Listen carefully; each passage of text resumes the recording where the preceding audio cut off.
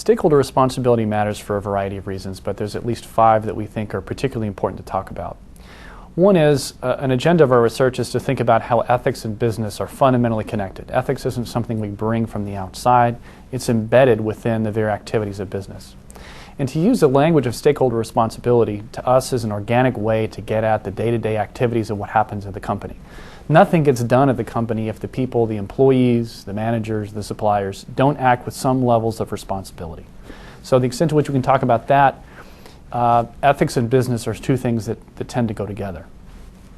A second reason is to really understand why bad things happen in organizations. If you really want to look at what happened at Enron, if you just go with what the media wants to feed us and what the companies want to tell us, there's only a few individuals, typically at mid-levels of the organization, that did some bad things, and occasionally we get told there are people at the top of the company doing bad things.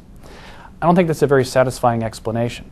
The language of stakeholder responsibility tells us, and a lot of careful research shows us, that usually when something really bad happens at a company, it's not just a few individuals. There's a lot of people involved. Not necessarily people who actively did things that were horrible, but certainly who knew about it, who allowed it to go on, and based on their position, should have done something. The language of stakeholder responsibility pushes us to look more carefully and more systematically at what was the culture like? How many people really knew that these things were going on? Why didn't they say something? It pushes us to look more carefully at what's going on, to understand why bad things happen. A third reason is, I think all managers should be nervous today. If they've been looking very carefully at the number of scandals that have happened, if they've followed the research that shows just how fragile an individual's conscience is as a force in determining what people do in organizations. There's a lot of things happening. And if you don't manage actively, your company could be the next Enron or Arthur Andersen.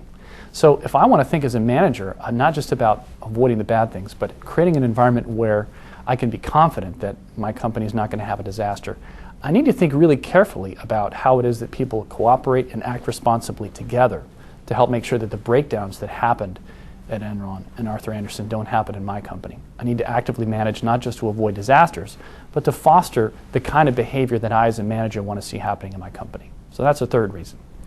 A fourth reason is, when you look at companies that really have excelled, companies that really stand out in terms of their performance, especially in terms of value creation and having stakeholder loyalty, they found ways to get their supply chain, their employees to act at a high level of responsibility.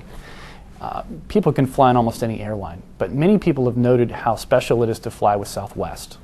Employees have a passion for customer service. They go the extra mile. They really care about what customers have to say and making sure that the flying experience is very positive.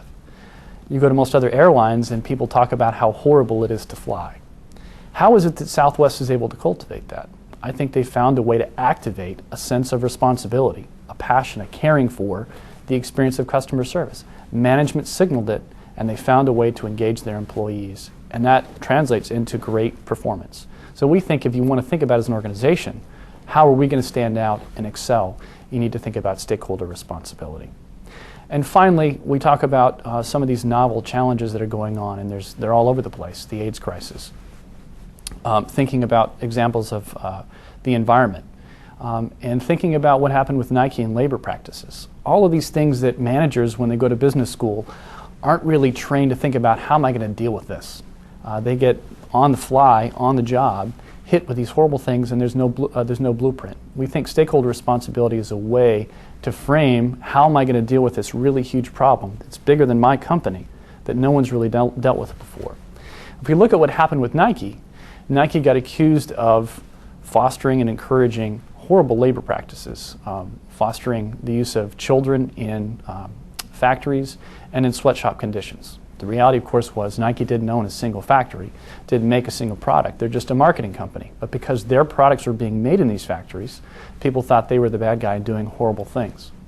Well, Nike got a black eye, and many people, even today, associate them with these bad practices. But rather than just sort of wallowing in that, Nike decided to take action, and they collaborated with a number of groups, several of whom were started out as the enemies, companies who were trying to destroy Nike, and created a new cooperative arrangement where they helped set standards that were satisfying to these watchdog groups, And they're spending millions of dollars every year to go into factories, again, that they don't own, to help make sure that their supply chain partners are indeed upholding these standards that they all agree are important to maintain. And it's through that form of collaboration and that investment that they come up with a novel solution to a problem that, again, companies before hadn't really had to deal with.